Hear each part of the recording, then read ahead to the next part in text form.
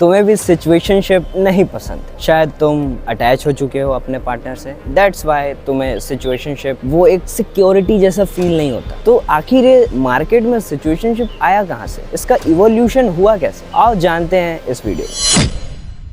अगर हम 2000 पहले की बात करें तो वहाँ पे सिर्फ होता क्या था, अरेंज मैरिजेस होते थे, ठीक है, जहाँ पे मेल और फीमेल जो उनके पेरेंट्स थे उनको ही सारी डिसीजन लेना पड़ता था, जहाँ पर वो अपने बच्चे के लिए परफेक्ट पार्टनर सेलेक्ट करते थे, और वो भी उसी घर में जहाँ पर जो बच्चे के पेरेंट्स जिनके पास सिक्योरिटी और रिसोर्सेज हो। ओके, देन उसके बाद हुआ क्या, लव मैरिजेस इंट्रोड्यूस हुए। और ये लव मैरिजेस कैसे इंट्रोड्यूस हुए, ये तब इंट्रोड्यूस हुए जब अपने घर के बच्चे को बाहर भेजा गया पढ़ाई के लिए, तो वहाँ पे उसके पास एक डिसीजन मेकिंग फ्रीडम आ गया कि वो अपने करियर को लेकर के क्या उसे करना है वो चीज वो सेलेक्ट कर पाए। उसके बाद धीरे धीरे उसके अंदर इतना कॉन्शियसनेस आया कि वो अपने पार्टनर को भी सेलेक्ट करना स्टार्ट कर दिया, जिसके वजह से लव मैरिजेस सोसाइटी में इंट्रोड्यूस हुए। अभी करेंटली क्या चल रहा है कि अब सोशल मीडिया आ गया है, बहुत सारी चीजें आ चुकी हैं, तो लोगों का इन्फ्लुएंस जो है वो बहुत ज्यादा बढ़ चुका है। जस्ट लाइक कि आपको पहले एक तरीके के लोग मिलते थे, इवन इन पास्ट टाइम्स आप अपने पेरेंट्स को अपना भगवान मानते थे और उनकी जो जो आइडियोलॉजीज थी, जो उन्होंने पढ़ा था समझा था अपने सोसाइटी में रह के, तो आप उन चीज़ों को फॉलो करते थे। बट अब आप जहाँ पे जाते हो वहाँ के कल्चर को देखते हो, वहाँ के लोगों को देखते हो, और जब आपको वो चीज़ ज़्यादा एक्साइट करता है या ज़्यादा कंफर्टेबल फील कराता है, तो आप जहाँ से आए हो उसके कंपेरिजन में तो आप उस चीज़ को फिर अडॉप्ट करने लगते हो। इससे होता क्या है कि वहाँ पे जो जो रिचुअल्स चल रहे हैं आप उन चीज़ों को भी एक्सप्लोर करना स्टार्ट करते हो। इवन मैं आपको ये बताता हूँ, इन पास्ट टाइम्स होता क्या था कि एक ट्राइब होता था जहाँ पर एक कम्युनिटी होती थी, 10 लोग, 12 लोग, 200 लोग, 150 लोग की, उसमें एक माइंडसेट सबका होता था कि हमें ये चीज़ फॉलो करना है और ये चीज़ फॉलो नहीं करना। बट जब आप वहाँ से उठ करके दूसरे ट्राइब में जाते हो, दूसरे शहर में जाते हो, तो उनका रिचुअल, उनका माइंडसेट अलग होता है वहाँ के कंडीशन के हिसाब से, और यहाँ के कंडीशन के हिसाब से इनका अलग होता है। तो आप जब वहाँ जाते हो तो आपको जब ये पता चलता है कि मैं यहाँ पर हूँ, यहाँ के रिचुअल मुझे ज़्यादा अच्छा लग रहा है in compare to my old ones जहाँ से मैं आया हूँ, तो आप वहाँ की चीज़ों को एक्सेप्ट करना स्टार्ट करते हो।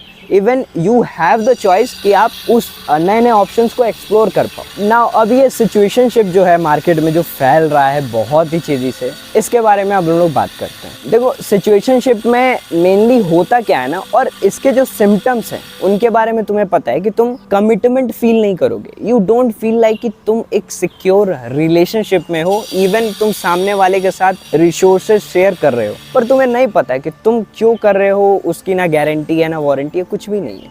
वो कब चला जाए, कब किसी और के पास चला जाए, तुम्हें कुछ भी नहीं पता। इवन सिचुएशनशिप ये कैसे इंट्रोड्यूस हुआ मैं बताता हूँ। देखो, एज जब ह्यूमन इवोल्यूशन हो रहा था, ओके, तो ह्यूमंस जो थे वो बायोलॉजिकली एक दूसरे पे डिपेंडेंट है, मतलब वो बायोलॉजिकली ज़्यादा सोचते थे। इट्स लाइक कि अगर वो कोई काम कर रहे हैं, ओके, तो उन्हें कोई बोलने वाला नहीं था, क्योंकि उतना थिंकिंग ह्यूमंस ने डेवलप नहीं किया था। तो होता क्या था कि जस्ट लाइक कि अगर वो कोई काम कर रहे हैं तो दूसरा वहाँ पे उन्हें कोई और चीज़ दिखा तो वो जाके उस चीज़ को भी शिफ्ट, मतलब वो काम भी कर सकते थे। उनको कोई वो नहीं था कि वो काम करना है तो पहले डिग्री लो, कॉलेज जाओ, ये करो वो करो, इतना सारा सिस्टम नहीं बनाया गया था।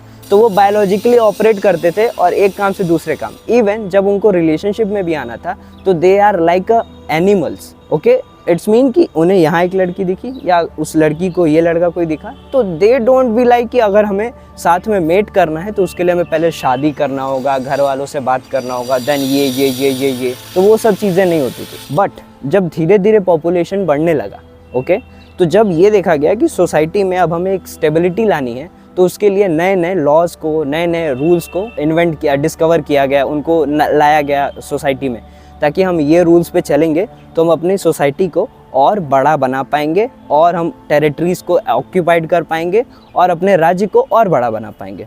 दैट्स वाई नए नए लॉज लाए गए। उसके बाद क्या हुआ कि जो इंसान की जो बायोलॉजिकल थिंकिंग थी ना, वो धीरे धीरे रिड्यूस होने लगी और क्रिटिकल थिंकिंग बढ़ने लगी। Okay, critical in the sense कि वो कहीं ना कहीं मरने लगा। क्रिटिकल ही तुम्हारा बायोलॉजिकल टर्म में आता है। जो एक रैशनल दिमाग होता है ना, कि जस्ट लाइक कि तुम चीज़ों को लेकर के किस हद तक सोच सकते हो, उस चीज़ को जब सोसाइटी इंट्रोड्यूस हुई तो उस चीज़ को वो सप्रेस करती गई। इवन लाइक कि सोसाइटी ने तुम्हारे लिए कंफर्ट जोन क्रिएट किया, जहाँ पे तुम क्रिटिकल थिंकिंग और बायोलॉजिकल जो थिंकिंग है तुम्हारी, उसको सप्रेस किया गया। अभी जैसे कि तुम घर में हो, ओके, तुम्हारे पास खाने को है, पीने को है, पहनने को है, लड़की है मेट करने के लिए, पेरेंट्स है, इमोशनल बॉन्डिंग तुम्हारा सबसे अच्छा है, सब सही चल रहा है, तुम कोई काम नहीं करोगे। तुम्हारा जो वो बायोलॉजिकल ब्रेन है ना, सर्वाइवल वाला, वो तुम उसको शट डाउन कर दोगे, तुम आराम से रहोगे। तो सोसाइटी ने इसी चीज़ को इंट्रोड्यूस किया कि हम कैसे अपने इन्वायरमेंट को, अपने लोगों को कितना सेफ रख सके, कितना उनके लिए चीज़ें बना सके, रिसोर्सेज बना सके कि उन्हें कहीं दूर जाना ना पड़े, उन्हें सब चीज़ यहीं मिल जाए। तो ये चीज़ जब हुआ ना, तो हमारे अंदर का जो जानवर था ना, वो धीरे धीरे मरता गया। वो जो सर्वाइवल मोड था ना, वो मरता गया। अभी हो क्या रहा है कि जब लोग दूसरे शहरों में जाते हैं, दूसरे जगहों पे जाते हैं, तो वहाँ पे उनका सर्वाइवल मोड जो है ना, वो एक्टिवेट हो जाता है। मीन्स कि उनका बायोलॉजिकल ब्रेन वो एक्टिवेट होता है, जिसकी वजह से होता क्या है कि वो अलग अलग इंसान को देखते हैं ना, तो उससे वो अट्रैक्ट होते हैं। इवन एनिमल्स में भी सेम चीज़ होती है। वो वहाँ पे लॉजिकल थिंकिंग नहीं करते कि इससे सोसाइटी में क्या असर जाएगा, इसका लोगों पे क्या असर होगा। They don't think about all this fucking shits. They are just like कि मेरे को ये पसंद आया, I will go there and met with them, बात ख़त्म। उनके लिए कोई degree, law, court marriage, arrange marriage, love marriage matter नहीं करता। तो अभी हम लोग के अंदर का जो एनिमलिस्टिक बिहेवियर था ना, वो दब गया था सोसाइटी के इन्फ्लुएंस में, जब हम कंफर्टेबल ज़्यादा हो रहे थे। बट अब वो क्या है ना कि वो जो एनिमलिस्टिक बिहेवियर है ना अंदर का, वो धीरे धीरे बाहर आ रहा है, क्योंकि उसको भी तुम ज़्यादा दिन तक सप्रेस नहीं कर सकते। तो वो चीज़ें बाहर आ रही है ना, तो उसका रिफ्लेक्शन तुम्हें दिख रहा है। अब यहाँ पे हो क्या रहा है, सिचुएशनशिप तुम्हारा चीज़ है क्या, मैं तुम्हें बताता हूँ। इट्स लाइक कि तुम्हें रिस्पॉन्सिबिलिटी नहीं लेनी है, पर तुम्हें वो इमोशनल क्लोजर चाहिए सामने वाले से, कि वो एक जो अंदर है ना, जो जानवर जिसको सामने वाले की ज़रूरत है, तो तुम्हें वो चीज़ चाहिए, लेकिन तुम्हें साथ में वो रिस्पॉन्सिबिलिटी नहीं चाहिए जो तुम्हारे लिए सोसाइटी ने बनाया है। और ये जो सोसाइटी ने जो रिस्पॉन्सिबिलिटी बनाया ना, ये भी गलत नहीं है। सोसाइटी ने इस चीज़ को इसलिए बनाया है ताकि तुम सेफली रह पाओ इन्वायरमेंट में, अपने परिवार को सिस्टम के हिसाब से धीरे धीरे आगे बढ़ा पाओ।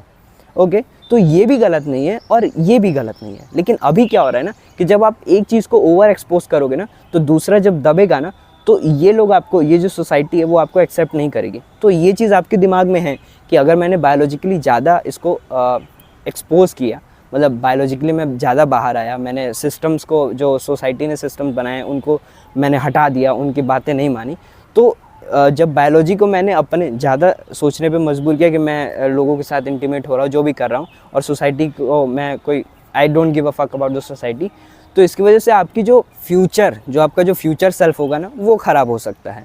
बट सोसाइटी भी बिल्ड हुआ, इसलिए बिल्ड हुआ ताकि आपको स्टेबल रखा जा सके, आपके फ्यूचर को भी स्टेबल रखा जा सके, आपके आने वाली पीढ़ी को भी आराम से आगे बढ़ाया जा सके।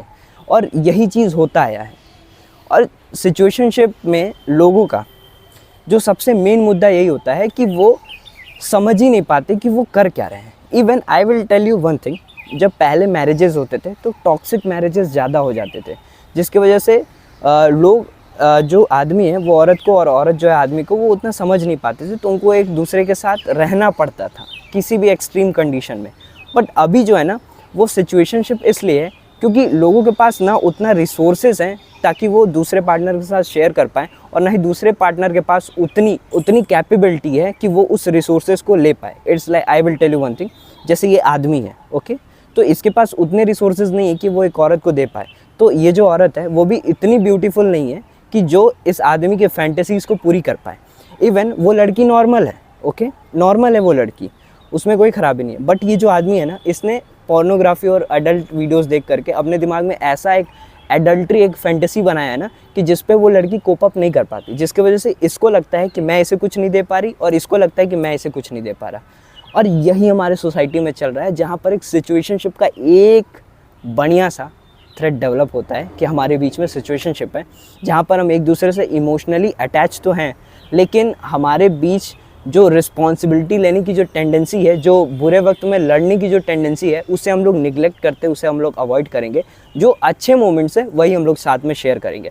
But I will tell you one thing, जहाँ पर भी आप अच्छे मोमेंट्स को एंजॉय करोगे, वहाँ पर बेकार मोमेंट्स भी आएंगे। और अगर आप उन चीज़ों को नहीं समझोगे, उन चीज़ों के ऊपर प्रैक्टिस नहीं करोगे, तो वो चीज़ें लॉन्ग टर्म में आपको बहुत ज़्यादा अफेक्ट करेंगी। जैसे अभी सोसाइटल चीज़ें हैं ना, कि सोसाइटी वाली चीज़ें हमें ज़्यादा अफेक्ट करी है, इसलिए हमारे अंदर से वो बायोलॉजिकल जो क्राइसिस है वो बाहर आ रहा है कि हम वो जानवर बन रहे हैं। तो हमारे लिए बैलेंस होना ज़रूरी है, उस जानवर का भी और सोसाइटी के लॉ का भी, ताकि हम एक बैलेंस बना के अपने जनरेशन को आगे बढ़ा सकें। तो अगर आपको ऐसी और वीडियोज़ भी चाहिए तो नीचे कमेंट कर दो, और आपको इस सिचुएशनशिप का फंडा समझ में आया या नहीं आया, मेरे को ज़रूर बताना। Thank you.